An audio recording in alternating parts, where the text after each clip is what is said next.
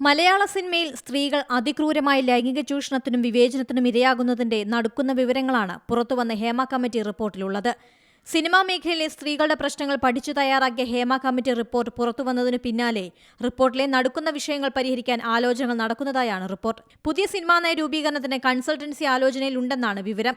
മലയാള cinema അടക്കി വാഴുന്നത് ക്രിമിനലുകളും വൻകിട മാഫിയകളുമാണെന്ന് തെളിയിക്കുന്ന വിവരങ്ങളാണ് റിപ്പോർട്ടിലുള്ളത്. അവസരം കിട്ടാനും സിനിമയിൽ നിലനിന്നു പോകാനും ലൈംഗിക താൽപര്യങ്ങൾക്ക് സ്ത്രീകൾ വഴങ്ങേണ്ടി വരുന്നു.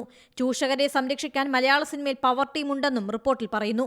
സഹകരിക്കുന്നവരെ തൽപര കക്ഷികളിലേക്ക് എത്തിക്കാൻ പ്രൊഡക്ഷൻ കൺട്രോളർമാർ വഴി വാട്സപ്പ് ഗ്രൂപ്പുകളുണ്ട്.